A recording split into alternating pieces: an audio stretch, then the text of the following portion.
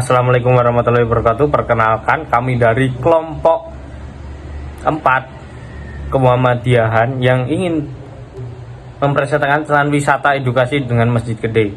Nah, sebelum itu perkenalkan saya Akbar Iswayudi. Saya Tasya Anissa Nurjana. Saya Melia Wahyuningrum. Saya Pungki Ala Nuriasih. Nah, di sini kami akan mempresentasikan tentang Masjid Gede. Nah, yang selanjutnya akan dibawakan oleh teman saya. Di sini saya akan menjelaskan mengenai sejarah awal Masjid Kauman Yogyakarta. Masjid Raya Yogyakarta atau lebih dikenal sebagai Kagungan dalam Masjid Gede Kauman dibangun di sisi barat alun-alun utara dan barat daya Pasar Beringharjo dan tidak jauh dari bangunan keraton. Masjid Gede didirikan pada hari Ahad Wage 29 Mei 1773 Masehi atau 6 Rabiul Akhir 1187 Hijriah. Masjid Gede didirikan atas prakarsa dari Sri Sultan Hamengkubuwono I dan Kyai Fakih Ibrahim Diponingrat selaku penghulu keraton, serta rancang bangunannya dikerjakan oleh Kyai Wiryakusumo. Gaya arsitektur Masjid Gede Kauman ini mewarisi gaya Masjid Demak, yang mana karakteristik dari masjid ini adalah keberadaan 4 pilar utama atau dikenal dengan saka guru dengan atap berbentuk tajuk lambang teplok. Tajuk lambang teplok adalah bentuk atap bersusun 3 yang secara filosofis 3 tingkatan pada atap menggambarkan tahapan dalam menekuni ilmu tasawuf, yaitu syariat, tarikat, dan marifat. 3 tingkat pada atap tersebut juga dimaknai sebagai iman, Islam, dan ihsan. Di sini saya akan melanjutkan menjelaskan mengenai Masjid Gede Kauman Yogyakarta. Oke, baik. Di sini di dalam masjid sendiri itu terdapat 48 pilar di dalam bangunannya. Lalu di atapnya itu terdiri dari 16 sisi dengan 3 tingkatan. Lalu bagian-bagian di dalam masjid ini terdiri dari mihrab, yaitu tempat pengimaman, ada liwan juga, itu tuh tempat ruangan luas untuk jamaah, lalu terdapat serambi yang merupakan bagian luar bangunan, serta tempat wudhu bagi laki-laki maupun wanita. Lalu di dalam masjid sendiri ini terdapat ruangan khusus ketika raja ini datang ke Masjid Gede Kauman Yogyakarta.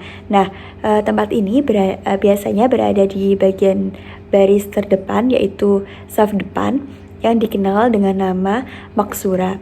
Lalu pada awal masa Kesultanan Yogyakarta ini, masjid ini juga digunakan sebagai tempat untuk menyelesaikan masalah yang berkaitan dengan hukum Islam, terutama pada masalah perkara perdata. Pimpinan pengurus masjid ini tuh merupakan pengurus atau penghulu keraton yang berada di dalam struktur abdi dalem pametakan. Lalu salah satu abdi dalem yang mengurus penghulu keraton ini, beliau ini bernama Raden Ngabdul Darwis yang biasa kita kenal dengan Kiai Haji Ahmad Dahlan sebagai pendiri Muhammadiyah. Sebagai khotib amin, beliau ini memiliki tugas utama. Tugas utamanya itu terdapat 3, yaitu yang pertama memberikan khutbah Jumat bergantian dengan khotib lainnya, lalu piket di serambi masjid, serta menjadi anggota agama Islam hukum keraton. Saya akan melanjutkan penjelasan dari rekan saya. Pada tahun 1867 terjadi gempa besar yang memporak-porandakan Yogyakarta. Regol dan serambi Masjid Gede runtuh menimpa Kiai penghulu hingga meninggal.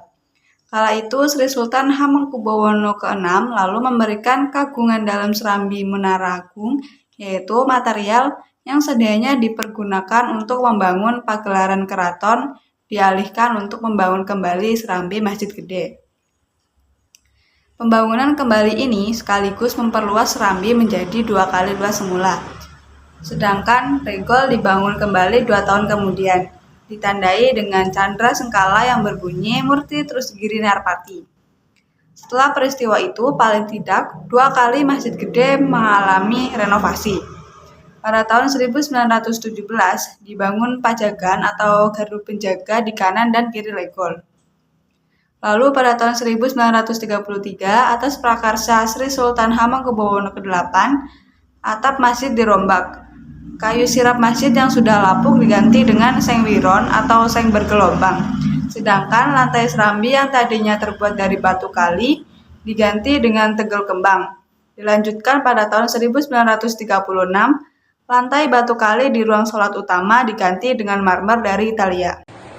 Masjid Gede Kauman sudah memiliki area parkir yang memadai untuk para pengunjung. Selain itu juga terdapat tempat penitipan sendal dan juga sepatu, kamar mandi ataupun toilet sebagaimana fasilitas pada masjid umumnya. Nah, Masjid Gede Kauman ini juga memiliki fasilitas seperti radio dakwah, perpustakaan, multimedia, dan beberapa fasilitas pendukung lainnya. Nah, selain itu juga ada juga kantor sekretariatan pengurus yang membuat Masjid Gede Kauman ini memiliki sistem yang baik.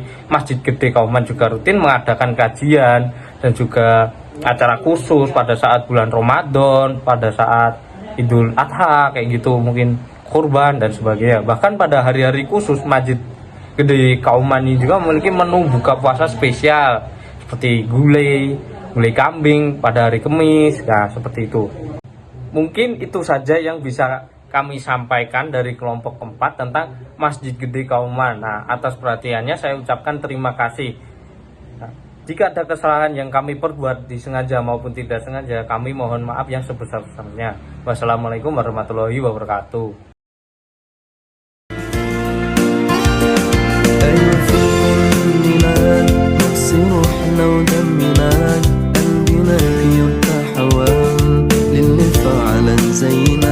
إن كلام نفس الكلام حتى نفس الاهتمام عشرة مش ممكن تهون يوم من الأيام حتى لونا وشكلنا يعني أمان شبهك تمام وانتك معنا حاجات حلوة أكيد يلا نمد الإيد من غير كلام أجمل الأوقات بتيجي عالبال يبقى الحلم جمال ننساه أوام إنت وأنا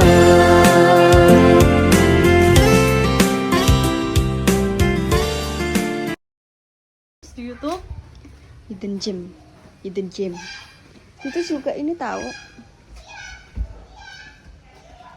Sebenarnya kita tadi tuh udah tag video kan, tapi ternyata tuh pemberitahuan itu di YouTube, sedangkan kita tuh tag videonya tuh landscape bukan potret. Jadi kita akan kembali lagi ke makam dan ke langgar. Ya, kanan, naik, terus dulu, 1, 2.